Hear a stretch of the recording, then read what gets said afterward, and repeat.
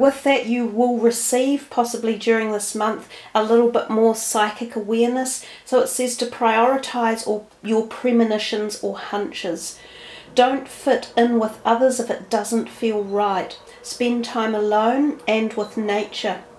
Try some meditation and yoga, which will enhance your energy and vibrational field. So Cancer, let's look at the cards. We'll start the shuffling and see what's coming for you guys for September 2018. Ooh, nearly had a self-proclaimed jumper there. Not quite. I don't get many jumpers. I think it's because of the style of shuffling I do, which is fairly unique, as you can see. But, well, that's how it happens, so not much I can do about it. I've been shuffling like this for as long as I can remember. Okay, Cancer. Your first card is you and the heart of the matter now. Your second card is a challenge or a blockage. Your third card is your conscious goal. Your fourth card is an unknown influence. Your fifth card is the past influence. Your sixth card is an approaching influence. Your seventh is your inner resource. Your eighth is how others see you. Your ninth is hopes or fears. And your 10th is the outcome. Just move the camera a little bit so we can see the whole array of cards. I can move them all in a bit. You have a few major arcanas, two of my favourites, the Magician and the Sun. Even the Lovers is beautiful, and the Hermit is nice as well. And they're all good ones. So 1, 2, 3, 4, 5. 5 major arcanas, and as I pointed out to someone else, that's actually quite a lot out of 10 cards, because there are only 21 major arcanas in a deck. So percentage wise, it's a far greater percentage than 50% of the reading. So it indicates that this time frame around September could be quite intense for you, and it could have, you know, galactic energies making changes or heading things in different directions, as opposed to ourselves as such. And I did say I think this will carry on for greater than just this month, so some of these changes will traverse throughout the rest of the year and possibly even into next year. So if we start with the first card here, which is you now in the heart of the matter, and I'll remove the Magician temporarily, we will get back to that. But it feels as though you could be looking at something in the past, like looking back on things that you've either lost or you no longer have, or you wish you had, or they could be relationships or feelings or energies, or somewhere you might have lived, or a job you might have had. Or it could just be a situation around any of these scenarios. So there might be something in your job you're not currently happy with, or in your home you're not happy with, or even your health actually as well. It's something that affects your heart and makes you feel, you know, like, oh, I'm a bit sad about this. But oftentimes that card there, the Five of Cups, is reminiscing about things from the past and perhaps being stuck there a little bit. So of course we know that anxiety is kind of like fear and worry about the future, and depression stems from thinking and being engaged too much in the past. So it pays to not languish in energies of loss or, you know, feelings from the past too much, because to move forward we have to always be thinking about the future and being in the present as well. So because these are general readings, the card there, the Five of Cups, could mean so many different things to so many of you, but it does just feel a little bit of sadness and possibly thinking about something that you wish perhaps had not happened in the past, or that you still had something there from the past.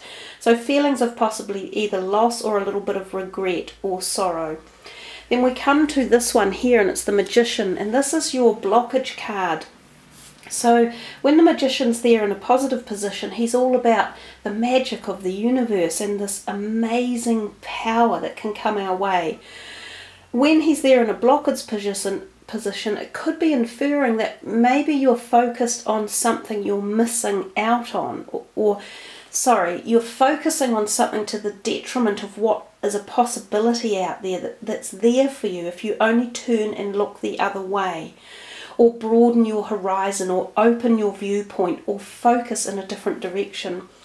You know, the Magician, he comes out often enough, I guess, in real terms, but when you do get him, he's really fantastic in a reading. He's there to say there's magic in the air in any number of different areas of your life. It could be love, it could be health, it could be money, jobs, career, family, anything. And you just have to seek it, and you have to engage with it for it to happen. So if it's blocked, it's like you guys aren't seeing a potential positive somewhere around you, possibly because you're feeling, you know, this kind of sadness here, and you've turned your back on a bit of positivity over here. And underneath we've got, you know, the Eight of Cups, which has a very similar feeling as the Five, turning his back and walking away and feeling kind of a bit sad about relationships in particular, but it doesn't have to be just relationships. But let's get to the next card, which is your number 3, the conscious goal. And the conscious goal is the Lovers. So some of you may have this on your mind about wanting to initiate a love relationship, or you're involved in one already, and it might be that you're having to think about it one way or another and make a choice, because the Lovers card is often about making decisions. Do you stay with this person or go? Is it the right thing to be doing or not? Sometimes the card can symbolize the things like an affair going on, and there are 3 people involved, and there is a little bit of dilemma around it. Other times it can indicate things like an amazing soulmate coming in that really just like lights up your whole life, like the sun. You know, these two are very symbolic of that as well. So there's also the possibility that the Lovers emulates like a business that is very successful and just has an amazing aura and positivity about it, and goes on to become a successful business. So again, there'll be different perspectives that each of you are watching will know exactly where this one is fitting into. But the Lovers card, if this is your conscious goal, it feels as though you are wanting to have this in your life. Either you're wanting it or you're focusing on it right now. So it either exists or you're seeking it. The Lovers can also represent a current relationship that is very special and deep and has a wonderful bond about it as well. So there is also that, you know, dynamic. We come down to your 4th card here, and it's the unknown influence. So this is something you're not aware of yet. And I see the ecliptical moon. So we have just come out of the 3 eclipses. They've been very powerful, and they've put a lot of people asunder. You know, like opened up closet doors, and caused a bit of strife and made us think twice about what we're doing, or who we are, or where we're going, or who we associate with. So this 8 of Cups is not surprising in many ways. A lot of people will be turning their backs on certain aspects of their life, and sometimes it's relationships. So you might find that there are people in your life that no longer, you know, set you on fire as such, or get your wick burning, or make you happy, or respect you, or honour you, or nourish you. This is often a sign of a relationship that's been out of balance, so someone has given more than the other, and often it's you, because you're the one deciding to leave because you don't feel it's been balanced, or it's been worthy, or, you know, reciprocated enough. So this is possibly, you're not aware of this yet. This might still be bubbling away under the surface, or it might be something that crops up through situations that are awakened through here, or readdressed through here, or have to do even with the Lovers. So we come to the 5th card, and this is a past influence. So this is something that's gone on in the past. And again, the Sun is just such a magical card. It's very similar to the Magician as much as it's positive and favourable. It has harmony, love, new growth, expansion, conception, fertility. Those two there are young lovers, right? So there's plenty of love in this relationship, and there's plenty of feelings of companionship, and the striking out or the setting out of new relationships, and the dropping off of perhaps old ones that you're not quite so interested in anymore. But given that this is in the past, This may be something that occurred or started a while ago, and it is either continuing now or it is becoming stronger or more ignited. Some of you may have had a conception of a pregnancy a few months back, and that's now growing and becoming, a bigger full pregnancy. Some of you may have started a business a while ago and it's now coming into fruition as well and becoming stronger. Or you may have had the conception of the idea of a business and you meet a business partner. Or you may have had the idea of a romantic partner and you meet them. So there's possibilities all around, but because it's a favourable card that offers so much expansion and growth, it feels as though as the year goes on, you'll just keep continuing to expand and grow. Your sixth card is the approaching influence, and this is great for your finances, for career opportunities. It's usually accolades, an award, and some type of reward. Sometimes it's a pay rise. Sometimes it's the offer of a higher position within your career or your company you work for. Sometimes it's the acknowledgement of a project that you've been on working with 3 people or like a department or a team, and the project is accepted, and it might go like nationwide or it might go company-wide. It might even be published in some papers like a scientific journal or a human resources publication. Anything along those lines can be all of the things that 3 of Pentacles means. So abundance or opportunity or positivity around finances one way or another, and also career one way or another. It can also mean the offer of a new job if you've been applying for jobs, but definitely appreciation of who you are and the deeds that you have done and your abilities. We come to the 7th card and we see it's the inner resource or talent. I quite like that that's fallen there for you, the Hermit. He is a man of wisdom, self-understanding, awareness of the concept of the universe, of celestial evidence and esoteric knowledge. So he has profound connection to all that is, and when you have that, you can make more decisions, you can broaden your horizons, you can understand more, and you can experience more.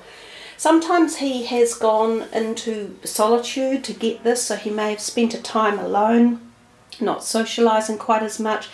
He may have even gone on trips where he spends time meditating and being at one with nature and Gaia, up in the mountains or in forests, or just being on his own and understanding the harmony that we can share when we're in balance with nature and the energies of the universe. So this is a powerful part of you, and this is a positive part that you can call on to find your answers. And I think this talks really a very lot about your wisdom, to honour your sensitivity and to prioritise your premonitions and hunches, because this is how the Hermit works. So it's interesting that that card arrived there. It matches very, very well with the messages you received before the reading.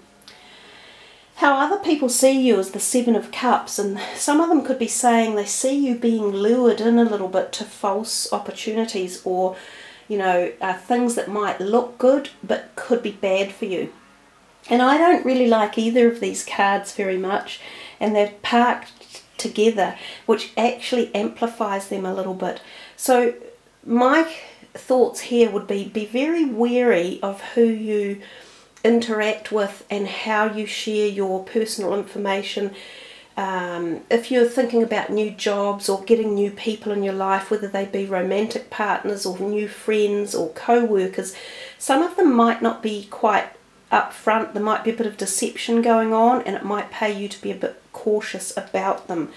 Both of those cards give me the same type of feeling. So be careful if you are offered jobs, if there's more than one job offer. Do your homework and go through all the things that at the background about the company. Does it seem legitimate? Does it seem upfront? Is it logical? Is it real? Check all those things out first, because this can be a time when we are deceived and when we can be defrauded of money, when we can lose personal information, when it can be stolen against us, theft, fraud, all sorts of things like that. So yeah, just keep your eyes open probably from now The card number 10 is your hopes and fears, and very similar to the Hermit. They both share a time where they find they need to be downtime and spend a bit of time analysing life, what it's all about, where they're headed, especially from the spiritual perspective. So some of you may gain an illuminated perspective of life. You may reignite with your integrity values, or your desires or passions, or your philosophical understandings, your religious perspectives. And oftentimes when we're not aligned with them, we feel the need to be more of a hermit, or to take time out to figure out, should we go down this road or go down that road? And that's another message the Hanged Man has. He often says, I'm at a crossroad, do I go left or right? So he's making those decisions, and he takes time to do it. So for some of you, this could be a worry that you've got a choice to make coming up and you're unsure of it. You need to connect with your intuitive self, and you need to get that wisdom coming in. You also, if it's a hope or a dream, you know, some of you might feel that you've really got this under control, and you're going for it. You know, you're aiming for the changes, you're aiming for the alternatives, and you're seeking them out in life, which is also really positive. It can mean that there is a delay. So if there is something, again, that you've been really wanting to happen, it might be a time delay coming up. And again, this could be more than just September. So don't panic about things not necessarily falling into place exactly when you want them to happen. It could be the fact that, well, the universe is saying, no, it's not ready yet, or there's something better around the corner. That's usually why things don't happen when we want them to, because there is something different coming for us, and it's meant to be. The final card, boom. Yuck, I almost wish this card didn't exist in the deck. There's nothing nice about him. He's the Seven of Swords. He's full of deceit. There's two perspectives here. You're either deceiving yourself to a degree about something or someone, or possibly a relationship. Possibly it's something that you need to think about.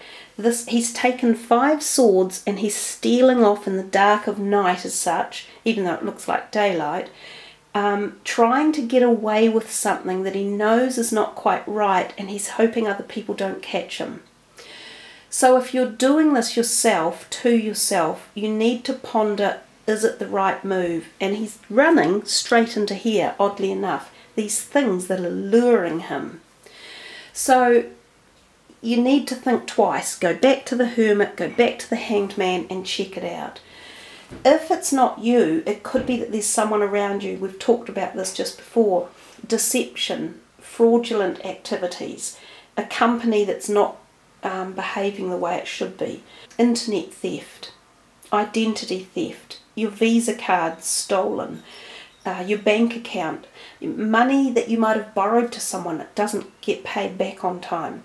You might apply for a loan and you find out that the company's a loan shark company, something along those lines.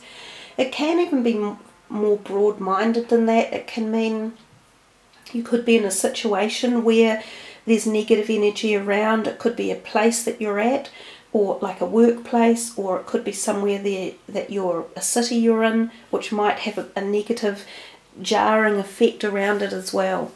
So yeah, I mean, look, we all get readings where we get a card like that, and it's the End card, so it does have a little bit of importance. But I think forewarned is forearmed, and being aware of situations that crop up and crossing all your T's and dotting all your I's and doing your homework should help prevent any serious situations from occurring. And as I say, if it's yourself doing the moves, just think twice about it. And you know, if you don't feel 100% about what you're doing, maybe try something different instead, which could be more beneficial. So there we are, guys, a fairly full-on reading indeed. I do wish you all the very best for September. You have a lot of, you know, positives all over here, this love and energy and romance and propositions and opportunities and success all going on here. Just a few people to be wary of that could be trying to schmooze their way into your life, so just you treat them with a bit of caution and stand away from them. So thank you for leaving your comments and subbing and liking the video. That's really great, and I look forward to seeing you for next month. So have a wonderful, happy, safe September. Namaste.